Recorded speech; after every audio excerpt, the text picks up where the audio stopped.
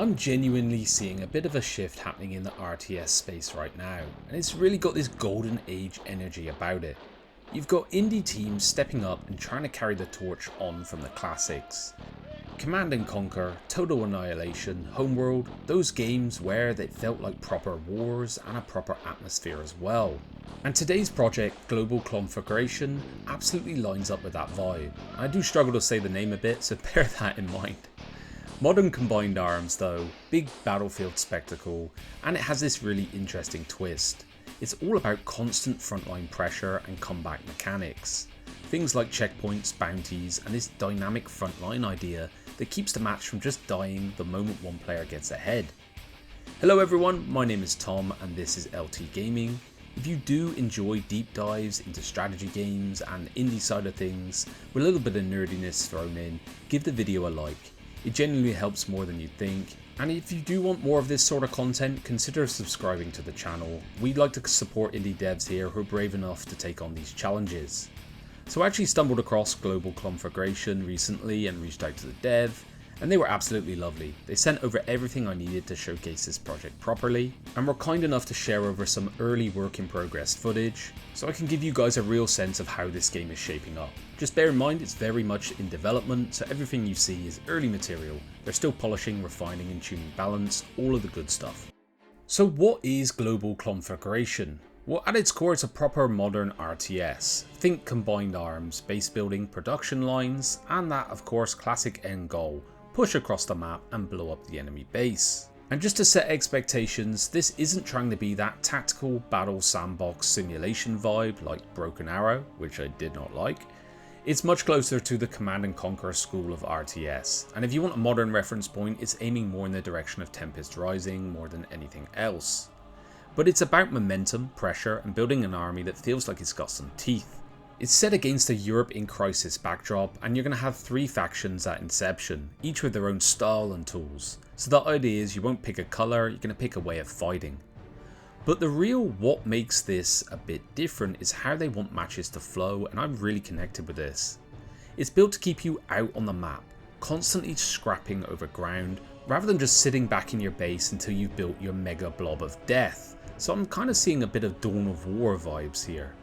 And this is where the checkpoint and bounty layer will come in, because it's the system that's trying to keep the front line moving even when one side is starting to pull ahead. So from what I can surmise, the loop is going to be built very deliberately around tempo. You're still going to do in the classic RTS beats, getting your early economy online, some production running, and then build a combined arms force that can take ground. But where the game starts to separate itself is it doesn't want the match to become sit back in your base until you're ready to delete your opponents. Instead, the map will have checkpoints. And they're basically saying if you want to scale, you're going to need presence. So you got to be out there, contesting space, taking fights, holding key areas. So essentially to me, it seems like the battlefield will become the engine of the match, not just the place where you wander into once you've finished building up your forces. Then you're going to have bounties, which are a really interesting layer on top of this. The vibe will be, if you're behind, the game will give you clear reasons to take risks and try and claw back some momentum. Not by magically spawning free units, but by creating flashpoints that are worth fighting over. And this is really the bit I like in theory. It's going to encourage a scrappy mid-game where you're going to make decisions like, do I defend my side of the map or do I gamble on that bounty point and try and flip the pace? And I think this is going to have really interesting ramifications for multiplayer games, which I'm undoubtedly going to be terrible at, but I really liked what they're trying to do with it. And if it can all work as intended, it will create a front line that stays alive and dynamic throughout the game, which is sometimes something which is missing in classic RTS. So once you've got the checkpoint and bounty rhythm down in your head, the next question that comes up to me is, okay, well what happens if I lose in a fight? Because many RTSs never get this right, and the whole thing just turns into an extended epilogue of winning the match or losing it per se. Now, it seems like Global Conflagration is trying to dodge that with a couple of keep the match alive systems. First up will be scrap and refunds. The basic idea is you're not punished quite as brutally for early trades. You'll have a bit more breathing room to stabilise, rebuild and actually get back onto the map, instead of spending the rest of the match just sighing in a corner somewhere. And honestly, I'm into it. I don't want a game where mistakes don't matter, of course, but also would like a game where one dodgy engagement means that you're not basically spectating your own defeat for the next 10 minutes. And this is where there's a more hands-on side of things as well. They're going to have directional armor and reverse movement. Directional armor is exactly what it sounds like. Where you hit will matter. If you're caught side on or from the rear on a tank, for example, it will feel it more. So that immediately makes flanks, positioning and formation, discipline essentially, a proper part of the skill ceiling. Reverse movement is a nice little detail too. It's one of these mechanics that quietly changes everything. You don't just click run away and then pray for the best, but you can actually pull your armor back while still presenting a tough facing outward to your opponent, keeping guns in the fight and retreating with some intent.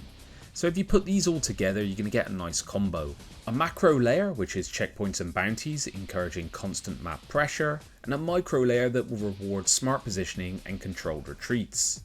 And they can land this, it means fights aren't just about who arrived first with more stuff, it's about how you take the engagement, whether maybe you can disengage without turning it into a total rout. Now on top of the core unit play, Global Conflagration is going to lean hard into abilities and call-ins, things like airstrikes. And they've shown a big flashy one in their trailer, the carpet bombing. Now I have no idea how this is going to play out once people get properly good at the game, but I'm bloody excited by it. I love the idea of a perfectly timed strike just deleting what looks like a clever push. And the thing is, call-ins aren't going to be just fireworks, they're essentially tempo tools as well. They'll create openings, punish clumping, and force repositioning. And in a game that's building around constant pressure points, this could be absolutely lethal. And I'm honestly imagining the moment when Luke decides, as usual, I'm a tactical genius, march across the map and I can erase it from orbit.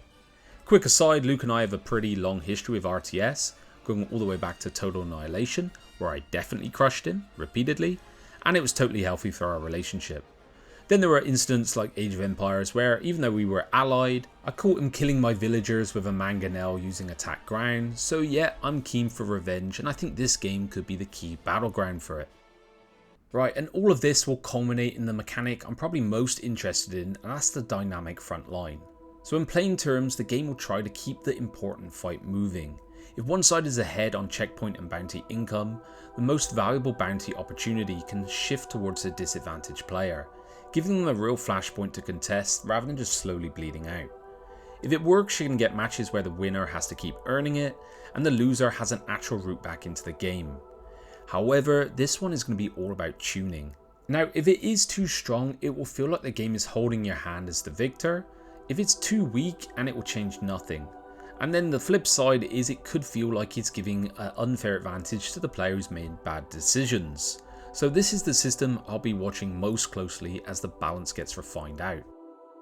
Now game mode wise, the plan is succinct and to the point. You can have PvP from 1v1s up to 4v4s, plus skirmish against AI, for those of us who like to warm up or actually never play against other players. Then there'll be a campaign in the works as well. They kept it under wraps as what it is, but it's going to be around this Europe in Crisis setup. I'm looking forward to early access, and what I'll be watching is the online experience and long-term structure. Things like smooth matchmaking, profiles, ladder, competitive plumbing, and overall stability.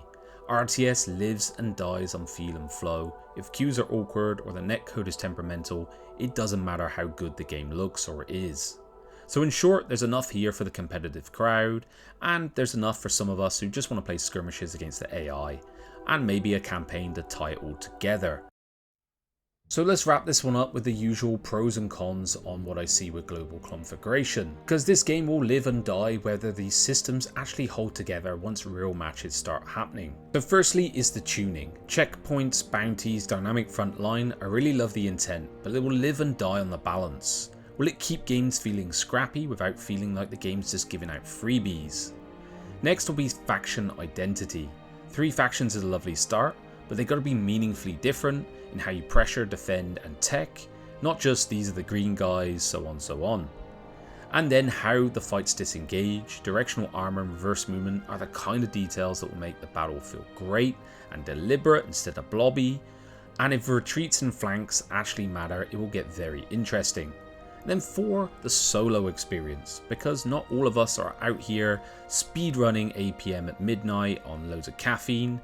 I need the skirmish and plan campaign to be genuinely satisfying and not just a warm up for multiplayer matches. And then the other side of it is the online feel.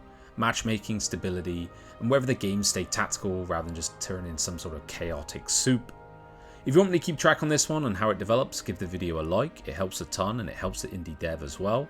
Subscribe for more content like this and strategy spotlights, and chuck a comment in below on what you're looking for in a modern RTS right now. Faction depth, economy loop, or just the pure satisfaction of wiping your brother out with a perfectly timed airstrike. I'm obviously going for the latter. Alright guys, I'll see you on the next one. Bye bye now.